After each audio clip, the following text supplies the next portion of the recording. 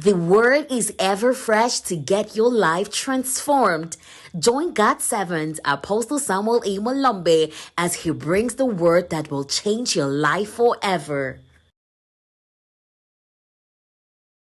Hunger, the master key to unlock the supernatural. You are not aware that you enter the presence of God and you enter a supernatural ground. That's why you're still chewing gums. That's why you're still feeling yourself. That's why you have all the attitude you have. I walk around and I see people on their phones. Let me tell you the truth that you're not aware. Assume that your eyes are open and you truly see God. Will you have the attitude you have? The reason why you have that attitude in church is because you are not, it's not a reality. It's not a reality. I'm telling you that if only you enter heaven, the majesty that is in heaven. If angel tell you have a seat here, you tell the angel that I want you to have a back. It's because we are not conscious of where we enter. The moment the consciousness of heaven and the consciousness of the supernatural hits you, you start serving differently. You start preaching differently. You start worshiping differently. You start praying differently. Now, until the consciousness comes, I said every sermon is a lecture. Every song is for entertainment. Every service will be for social interaction. Yes. That you are not worried about the spiritual deposits. You are worried about the physical charisma of the room when you minister. Let me tell you, songs are not for entertainment. Songs are to open realms that you sing and people begin to have epiphanies. That people begin to have supernatural experiences under your ministration. That when you were singing, a chain break for me. If you get that consciousness, ministry changes. But you know that consciousness does not come until the supernatural realm becomes a reality to you. You don't know that you are servicing angels. You are servicing spirits by your songs. Sir, you can grow in the spirit that God sent angels to come and learn from you. So your church is like this, but they are angels and they are saints of old, because the things that you are communicating have not been heard before. I'm telling you, Pastor Dovin, that God can say, hey, Dovin is going to be ministering and I perceive he's going to be so strong tonight. So how many people want to learn about the new topic? Go down there. And then they come and sit in your meetings. You are not aware. You think your only audience are the people you see. The Bible calls them the cloud of witness that are cheering us. I hope you know that the cloud of witness does not mean they know all things.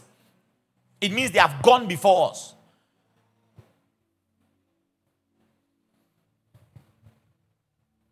It's called a pulpit. Pull from the pit. You pull people off. That somebody comes heavy and you speak a word and they go back, they are liberated. You see, as we grow, we begin to realize that church and just Christianity as a whole is not a make good, feel good experience. People have serious challenges. People are bound. People are bound. People have troubles. People have real life situations. They are oppressed by devils. People are oppressed by devils. You are busy, angry about certain things, and people are under demonic siege. You can't believe it. I was coming to church 4 months under intense depression. Under intense depression, the demons were speaking to me in my ears that you are going to die now on the altar. And songs were going on. And some of those days, somebody will sing, I will kneel down and begin to cry. Because the song will pierce through me. Until the spirit realm becomes a reality to you, every sermon is a lecture. Every song is for entertainment. And you will love it. You will love it. I hope you know that being in church does not mean being in touch. That there are those who are in church thinking they are in touch. You are not in touch with the supernatural because you are in church. You're not. Life begins when we make contact with the spirit realm. Now, please hear this. There are so many of us seated here. Our journeys began with this supernatural awakening. You were awakened to supernatural realities. That's why you pursued God. You know, the reason why the psalmist could say that as the deer pants for the water, so my soul longs after you, is because he said in one of the Psalms, I have seen you in your sanctuary. I've beheld your power and your glory. He says, then my lips will glorify you. Your lips does not begin glorifying God until you have seen him. When Isaiah chapter 6 and verse 1, it says, when King Uzziah died, I also saw the Lord high and lifted. You see, it's one thing to see him. When you see him, your approach to worship changes. Your approach to worship changes. Your approach to serving the Lord changes. You need a man to call you for service because you have not seen him. You need a man to remind you of your engagement in the house of the Lord because you have not seen him. If you have seen him, it becomes your only reality. It becomes your only, it becomes your only desire. Hunger is proof that you are alive in the spirit.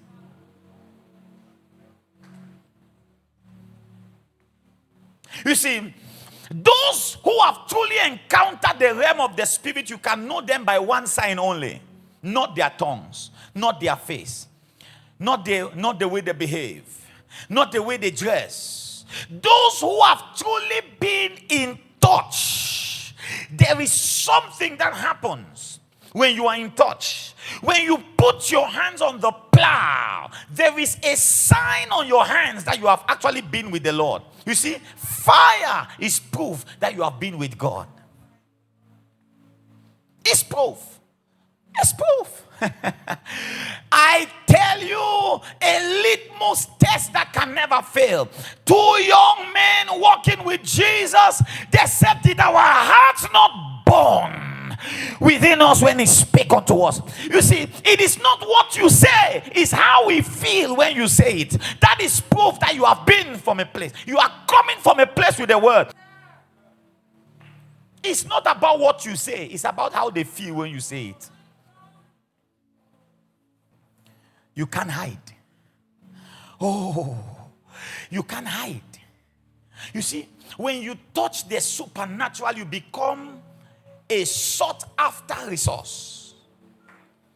When you touch the supernatural, you become an expensive commodity.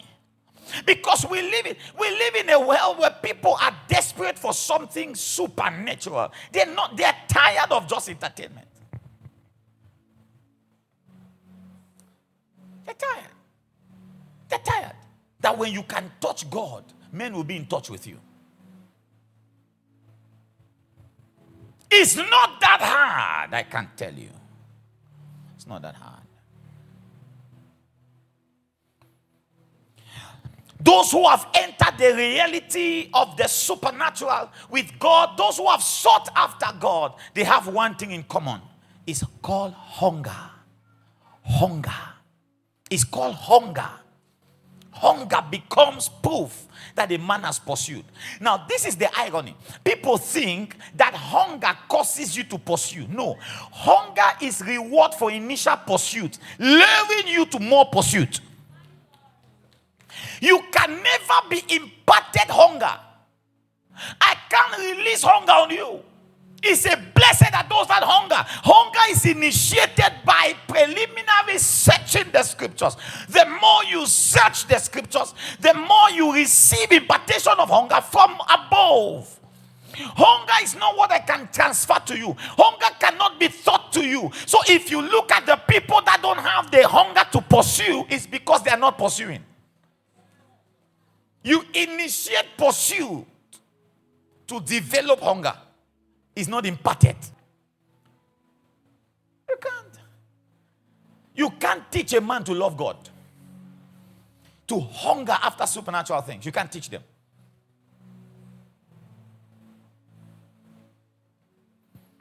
It's a nature thing. Please tell me the last time you were taught lesson 205 on how to be hungry. Did they ever teach you? They taught you about hunger? For you to be hungry, ABC. You can't impart it. Has your mother ever imparted hunger on you? No. You see, the pursuit of God is by hunger. How do you get the initial hunger that makes you pursue more? It's first pursuing from the level you are. You start from where you are, pursuing. Guess what? The more you see him, the more you want to see more. Then the more you want to see more. Before you know, you have gone so deep in him. It takes an initial pursuit to release initial hunger. And then by the release of that initial hunger, the hunger makes you pursue more. And as you pursue more, you receive more.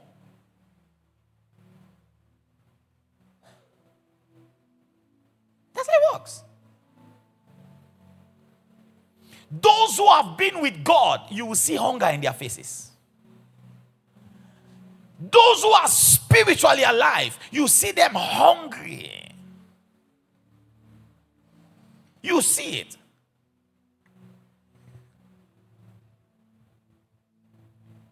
Hunger cannot be hidden. It finds a way to express itself in every conversation. You can't hide. You see, when a man is hungry, you can't hide it. Hunger will direct you to where food is. You can't walk into a place where there is food as a hungry man and you walk away. You see, when you begin to stay hungry, what happens is the only places that become your favorite places are the places that satisfy your hunger. When you have a craving until it is satisfied, no place else matters to you.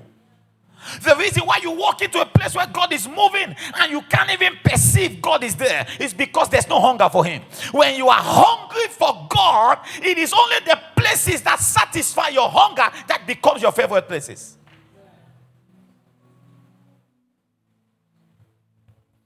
This unlocks the supernatural to you. If there is nothing in the scriptures that takes you to a deep search, you don't have hunger.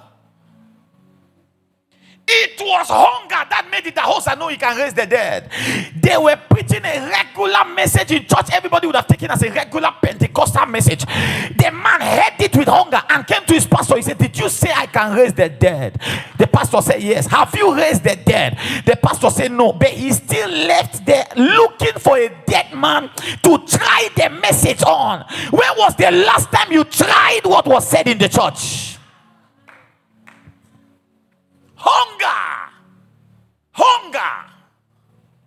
Hunger. A man came to a meeting, Acts of the Apostles. He could be watching. He's a pastor. Came to a meeting. And I was teaching on the portrait of the diasporan Christian. He said he heard the word. And he came out for prayers. When I put my hands on his chest and I said, "The Lord says congratulations." He said the word burned in his heart. He left there and had 50 days of fasting. I said, even me who said the word didn't have 50 days of fasting. That's what hunger does. Hunger drives you beyond entry level.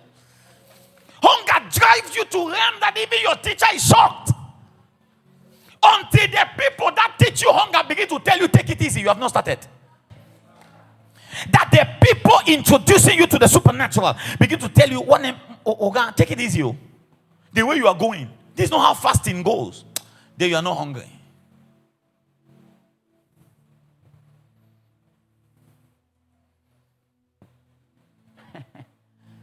The guy took 50 days of fasting. And God spoke. In the midst of the fasting, God spoke. God spoke.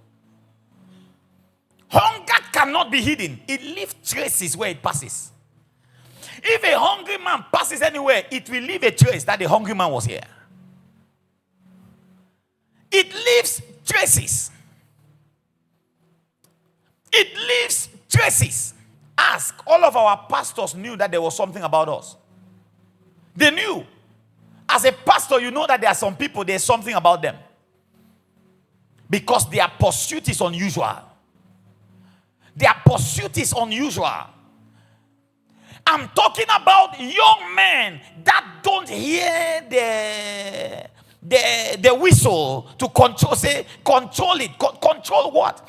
Joshua will go to pray with Moses, and Moses will finish praying, and Joshua will go to the place Moses was praying. He felt like it was about the place. I've seen my mentor manifest God in a way. He just stays there. He just stays there. Hunger leaves trails. Hunger leaves trails. Hunger leaves traces. Hunger cannot be hidden. It implicates the carrier. Every day, every time. Hunger implicates the carrier. Have you seen a man that has been hungry for long? His face looks pale. You say, you have not been eating. Oh, talk to me. If you see a man that has not been eating, you can tell. Because hunger will implicate him. His face has there's a look on his face. Hunger has an attitude. Has an attitude. It has an attitude. It can be communicated in the books you read, in the messages you listen to. Hunger, it implicates the carrier. No level of feeling satisfies that kind of a person. The more you drink, the more you want to drink. The more you pursue, the more you want to pursue. If you are satisfied, you are not a candidate for revival. You see, one of the things that destroys the fire of revival is satisfaction for the move of God that has been revealed to you. Oh, I saw 4 people fall on the ground when I prayed. To the glory of the Lord, I've entered 10 million. I've entered 50 million. Easy gratification destroys the fire. If you are not satisfied, you see, until you get to a point where you start wondering whether you are ungrateful, you have not yet caught this point. You know, there's a move of God you see, and then you begin to tell yourself, I might be ungrateful, because God is using me, but you are not satisfied. You go after service and you are crying. I would have preached that message better. God, I need more utterance. I would have spoken to them better. God, I need more utterance. I would have sang it better. There would have been more fire. There would have been more testimony. There can be more growth. There is no level you get to where you say you are satisfied. 1,000 people show up. 10,000 can show up. Reinhard Bonnke filled is it a 4,000 or 5,000 capacity hall in London? And a friend told him, you know what you have done? Do you know what you have done? To fill a 5,000 auditorium in London? He said, what is 5,000 people in a city of 20 million people?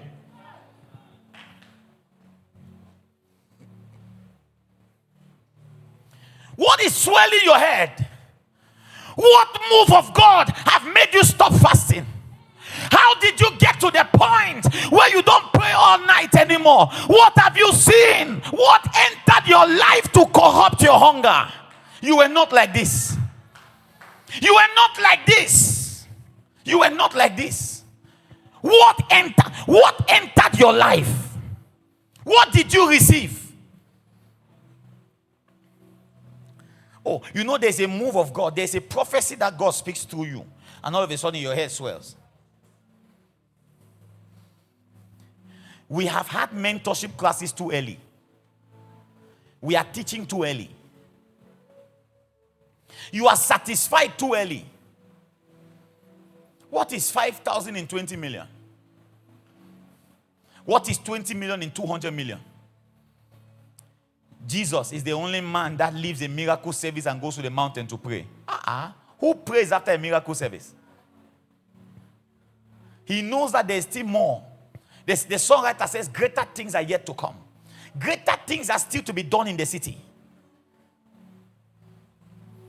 I know people who went into extinction because they thought. You know, there are some things we do, and then, you know, it sounds right. It looks very correct. But God just looks at us and leaves both me and you. You just run. Why are you running? Do you know men that are alive on this earth? Baba Deboye said in a meeting, I know that some of you have new revelations. He said, but we have power with God. He said, my children, please don't insult us. Some of you, I know that God has given you revelations that are big. He said, but we have managed to find power with God. I ask you, have you found power with God? Does heaven respect your words? Your declarations, what do they change? Why did you stop praying? Why did you stop? Why did you stop the all night? I don't know who I'm talking to, but I'm speaking to somebody. Why did you stop? God is asking you, why did you stop? All of this happened because you stopped. The devil had his way because you stopped. Why did you stop praying for growth? Why did you stop? What entered your life that made you feel like God has answered that prayer? Why did you stop? Hunger. Hunger. Hunger. Hunger makes you believe there is more than the things you have seen. There is more than the realms you have accessed. There is more than what you have received. Hunger makes you unsatisfied.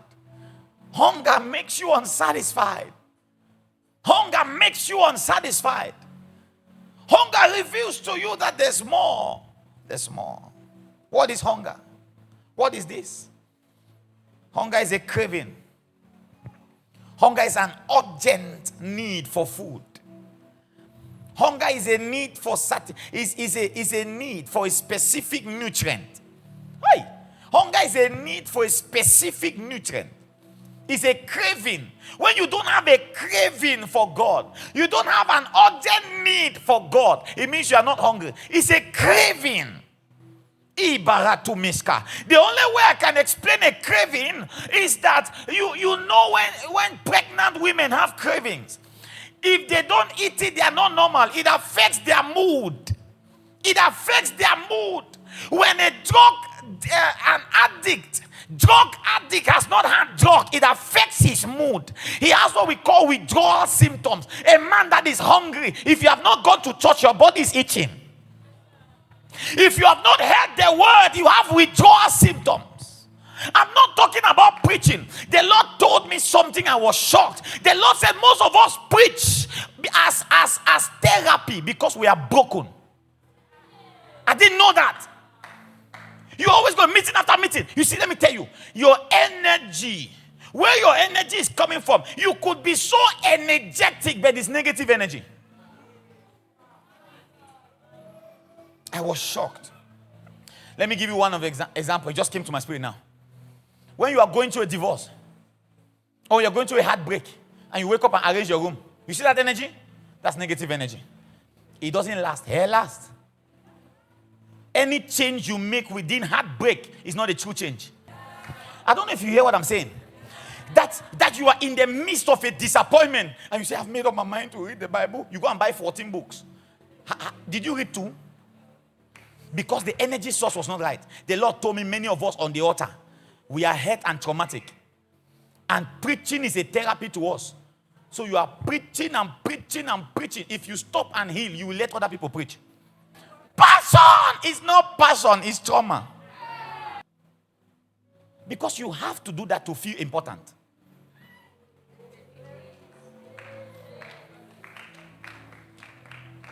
Now, imagine that they have invited you to come and preach in Apostle Cedric's church, and you go there, and then the Apostle Cedric says, by leading I will preach. You vex, that it vex you. Why are you angry? Is it your church? Are you the only minister in the world? No, let's talk. Why are you angry? Because that's the only time you have to prove your worth. Because you can't wait to hold the mic again to prove to people you are worthy. Take a break. Go find healing. You are broken. Then you can be sponsoring 13 children, but it's hurt. You are trying to prove that you are worthy. Why they need to prove worthy? Why they need to talk? Do you know that there are people who can't come to a meeting and sit down? Now, let me say this.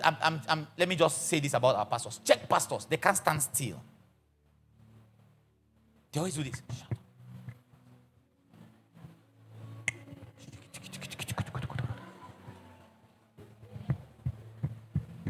They walk. Why must you come late for a meeting? Because you are broken. You must do that entourage. People have to run. People have to kneel. You see, prove to me that you value me many different things. Prove to me. No, I don't have a problem with kneeling. Kneel. But I'm just saying that, why do you need somebody to kneel to prove their loyalty? Why do you teach it? Say, don't you see me? I kneel for my spiritual father. I kneel. I kneel. So that when they kneel and you not feel like, God bless you. There's something in you that needs healing. Let's go past that. Hunger. Hunger. It's a craving. When that craving is not there anymore, you are sick. Craving. There could be more. There could be more. When you linger around his presence, you hear more. His presence, not any man's presence. His presence. Oh, you are done praying, but you just lay down there. Why are you hurrying to go out? Why are you here? So leave 1 hour, 30 minutes. 1 hour active prayers, 30 minutes to just linger. It's a craving. It's a craving. It's a craving. It's a craving. It's a craving. Huh? Are you learning something? It's a need. How many of you say, I need a phone? I need to. That's how you need to pray. I need to pray. I need to fast. I need to wait on the Lord. It's a need. It's an uneasy sensation occasioned by the lack of God. Hunger for God is an uneasy sensation that is occasioned by the lack of God. God has not spoken to you for 21 days.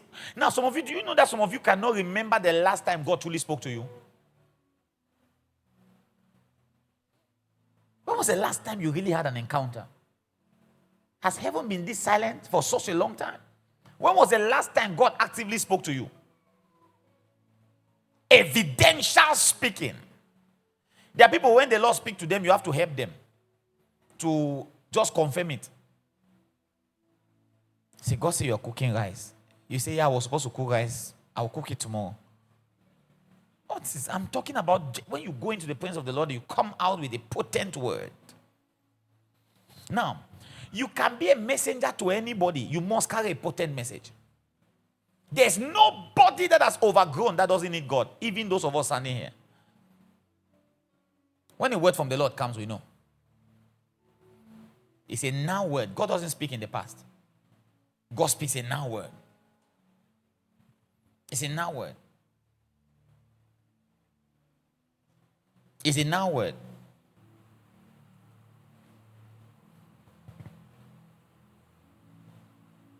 It's an uneasy sensation. That is by God. See, you are desperate to know more of God until these things don't move you anymore. Now, let me show you something. Do you know that there is no place in the New Testament where God spoke to anybody by dream?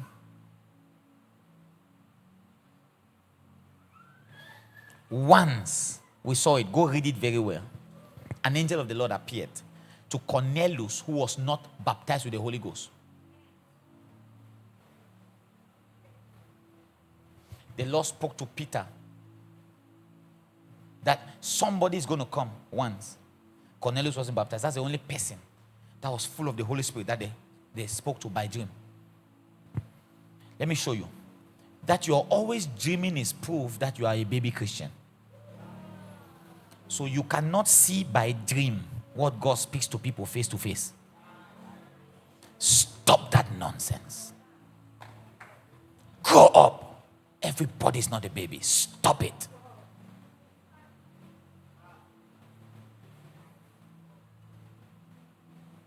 Stop it.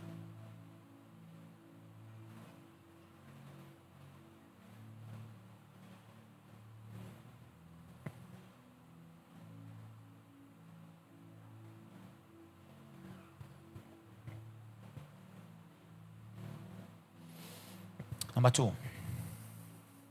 Okay, so I said it's an uneasy sensation occasioned by the lack of God. It's a weakened condition brought about by prolonged lack of food. That you feel weak. Something is not okay because you have not prayed. I feel weak. I don't feel normal. Something is not okay. What might it be? I've not spent time with God. What might it be? I've not read the Holy Scriptures. It causes even a physical weakness on your body. I need to go in the presence of the Lord. I need to be in His presence. I need to seek God. What is hunger? Is a strong desire. Please, if the strong is not there, it's not the definition. It's a what? Strong desire. It's a craving. So what does it mean to hunger for God? Number one, it means to have a profound and an urgent craving to reveal God to your will. That God. You see, a profound and an urgent craving to reveal a dimension of God to your will. What does it mean to hunger for God? It means to have a profound, urgent craving to reveal God to your will. I took Pastor Clovis of Sele Manila. I took him to Douala. I said, you will go for a retreat with me. For a 3 days retreat. I'll give you a prayer point. You know the prayer point? I said, pray for me. That if God has not called me, He should call me now. Because I was listening to Bishop Oyedepo. And Bishop Oyedepo said, there are some of you driving ministry by yourself. God didn't call you. My friend, you better drop it. I said, I'm not dropping it. So I will go and pray. In case it is my own desire, He should call me because I'm ready. I went, I knelt down, he knelt down in the field. Ask him, you have his number. Father, call my spiritual father. Call my spiritual father. Call him. I said, Lord, call me. Me and Clovis were praying. Call me. Call me. If you have not called me, I'm not leaving this place until you call me. I went into the church. I'll call the name of the church. Fountain of Hope. Douala. On a Sunday. As I entered the church, the man of God was preaching. Then, resident pastor of the church, he called me from the door and said, the Lord has called you with an apostolic calling. You think this is a joke? He said, the Lord has called you with an apostolic calling. You have been seeking the face of the Lord. I said, it's true. I just came from prayer. He said, I will send you on another fasting and prayer for 3 days. So the retreat that was supposed to be 3 days became 6. He said, you're a man of God. God has called you with an apostolic calling.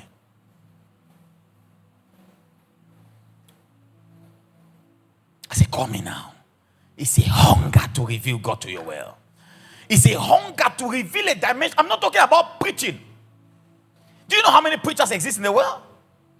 I'm not talking about just singing. I'm talking about a tangible evidence of God that men cannot deny it. They say you are found. Nicodemus came to Jesus and said, teacher, he said, thou art a man sent from God. Jesus said, why? He said, because no man can do these things. The things were evident. The things were speaking for themselves. No man can do these things. He says, unless the Lord is with him. This man came to Jesus by night and said to him, John chapter 3 verse 2, he said, Rabbi, we know. It's not you say, I'm a man God uses. No, we know. He said, for we know that you are a teacher sent from God. He said, for no man can do these signs that you do. The signs were evident. The signs were speaking for themselves. Apostle, it was evident. God has called your ministry. Where are the signs? Go back to him and say, Lord, if you have called me, where are the signs? The Bible says, he that call on the name of the Lord should give him no rest. You must go back to heaven's door and knock until the supernatural is released. You must go back there and ask him until he empowers your voice. I was about to speak. I told the entire church, pray for me that God will will give me utterance. That when I speak, man, you saw people holding their hands and praying. Those are elders and pastors' wives of the redeemed. Praying that a man preached. Praying that a message was preached. That a message was preached. He that calls on the name of the Lord. He that calls on the name of the Lord, let him give him no rest. I have set watchmen on your walls, O Jerusalem. Isaiah chapter 62 verse 6. They shall never hold their peace, day or night. You who make mention of the Lord, do not keep silent. And give him no rest till he establishes, until he makes Jerusalem a place on the earth. If you pray for Samuel Molombe, don't stop until it becomes a praise on the earth. If you pray for CLA, don't stop until it becomes a praise on the earth. If you pray for your business, don't stop until it becomes a praise on the earth. You go back to God and pray. You come again and say, it's me again. You go back again and say, it's me. You come again, it's me again. You come again, it's me again. Until he endues, until you are endued with power from on high. Until the power is evident, you don't stop praying. When the power comes, you keep praying. You pray to walk in higher power. You pray after the meeting. You pray before the meeting. You pray during the meeting. You are so hungry to reveal God that nothing can satisfy. Not money, not connections, not visa. There is absolutely nothing. It's a profound and an urgent craving to reveal God. You know what I pray, Pastor? I'm behind the back, I call it backstage. And I'm saying, Father, I'm going to speak about you. Don't let me talk about you without you.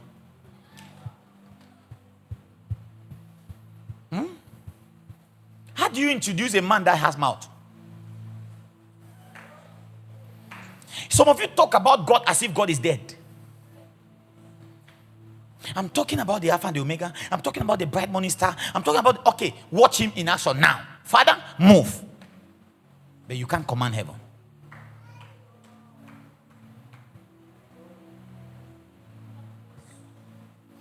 How do you talk about a man that is alive and potent as though he's dead? You are talking about God as though it's an eulogy? Like he's not alive? He can't manifest himself? He said, okay, to prove that what I've said is of God, there shall be neither rain nor dew except by my word. 3.5 years. Kai, what specificity? He gives the thing that will stop and the time. He said, so was the 6 months necessary? He said 3.5 years. Look at the audacity. He said, except by my word. And then he knew how to open the heavens. He shut, the Bible says he shut the heavens and he could open it again. That the devil is threatening your mother in your presence? You devil! You talk to my mother like this in my presence? If you see your flow in 1 year, I wasn't called. The first month, the second month, they will look for you. Some of you are too calm. You are too calm. You see, let me tell you, which is fear? Which is afraid. The thing is, you have not shown them that you are what? Their fear. Reveal God in his power. Reveal God in his love. Reveal God in justice. When God punishes evil, he's just. He said, the one who slain Egypt and the firstborn for his mercy enjoyed forever. It is mercy to punish wickedness. God's servant Bishop Edipo preaching said, don't you dare confuse the love of God for the allowance of wickedness. Say, don't allow wickedness to thrive in the name of the love of God. I curse wickedness. Spooky curse. Other people.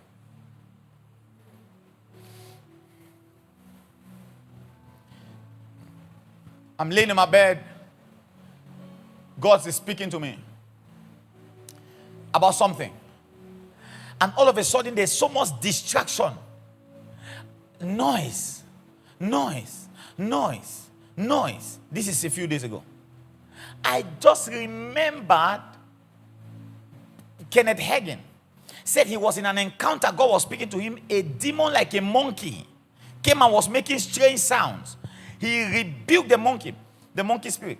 I just say, you devil. I don't know when I woke up from my bed. You devil, get out. God.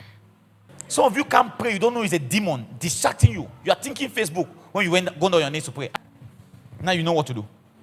Command that devil out. It is a hunger to reveal God. You are looking for where there is trouble. What does it mean to be hungry for God? It means that you have a profound urgent need. Oh God, you're my God. Earnestly I seek you. That's Psalm 63, verse 1 and 2. My soul thirsts for you. My body longs for you in a dry and a thirsty land where there's no water. It says, so I have looked for you in the sanctuary to see your power and your glory. A craving to see the power and the glory. This craving does not respect status. Say, I am a government worker. I am a businessman. I'm an entrepreneur. The craving does not respect your status. If you are too conscious of your dress, you will lose address in the spirit. You are too conscious of how you look. You see, when it comes to manifesting God, you shouldn't be worried about your status. You shouldn't be worried about your status. He has no respect for status. He doesn't respect material possessions. He does not respect location until men begin to align to kingdom model of life. You are not resting until men are aligned to kingdom model. You don't rest until there's an alignment. You don't rest until God is revealed. You don't rest. Have you ever had a burden for your friend until the friend gives their life to Christ? Burden. Until kingdom becomes the model. You don't rest. You have a brother, you have a sister. I prayed and fasted my brother and fasted my family in here. You can't have a brother and a sibling, they are going to hell and you are smiling. Hell is not a place for any of your siblings to go. You must pray them out of it. Number 2, what does it mean to hunger for God? It means to lose the satisfaction that anything else promises. To lose the satisfaction that anything else promises. Your one and only focus is to tabernacle in his presence. Psalms 112 verse 1. I was glad when they said to me, let us go into the house of the Lord. Nothing else matters. What does it mean to hunger for God? It means to lose satisfaction of everything else. How is hunger expressed? Number 1, through dissatisfaction. Number 2, through desperation. Number 3, through expectation. How is hunger expressed? Dissatisfaction, desperation, expectation. How do you know a man that is hungry? Dissatisfaction. The second way, desperation. The third way, expectation. You see, there are certain things you expect from heaven. It shows that you're a hungry man. Because they'll be asking you that, why are you thinking that God will use you this way? Ma, do you still have expectation? Don't stop on it. What are you expecting? That shows hunger. That the service is going to be powerful. Bring the sick. I want to tell you a few active points so that you should know what to do. Go and repair your prayer altar. A prayer altar is a time and a place where you pray. I want you to select one area in your room. Even if you have just a single room, look for one corner in your room where every time you want to pray, if you're in your house, go there. And select a specific time when you have to pray. If you're here, you're a family, please restore morning prayers and night prayers in your house. Even if you are staying with people, make sure you pray every night and pray every morning. I beg you on my knees, start taking that action now. It will bet your hunger. Start reading the Bible. Reading the Bible. In your prayer altar, at least 1 hour every day. Start from there. Then you now get to study the Word of God. Pastors, Don't ever teach on any topic that you don't have knowledge of, that you have not read the scriptures equal to your age. Please. Okay? So you have to go and find 40 if you're 40, 30 if you're 30, 25 if you're 25, scriptures on it, and sit on it before the day of that service. Your mind will be widened, and when you speak, you will speak the word. There's something you must kill. Every one of you that deal with scriptures and deal with inspiration, any kind of inspiration, there's a thing that happens that when you begin to catch a glimpse of it, you get so excited. Let me tell you what that is. That is lack of capacity. You can't download completely all God is saying. Sit on it. Thank you, Lord, for this revelation. I'm grateful. Sit on it. I must do 30 scriptures. Listen to me. The devil can becloud your perception. Yes. It can. You can be off. And you're not aware. The Bible says it comes like the angel of light. It can be off. You need to be pinpoint accurate. Check. So we're going to run a spiritual test on you, and we're going to check from your hunger. Your hunger to advance the kingdom. The Lord said to me, a lot of people make mistakes because they think that the people whose stories are out were not smart. So like they can come and give a testimony of a brother who, especially those in America. You hear one testimony like that, you now go and carry your head and do the thing because you're saying that person is not smart. It's demon. Let me explain. Maybe you didn't understand. I'm saying, for instance, they now come and said, Pastor Yannick was here and he messed up like this. You now say, why now? And then you know that in your head, you're thinking that he was not smart. That's why he messed up like that. I'll be able to play my game well. You can't play your game well with demons. If a demon wants to expose you, you can't play your game well. It's demons. It's demons. You know, some of you, your senses has been corrupted.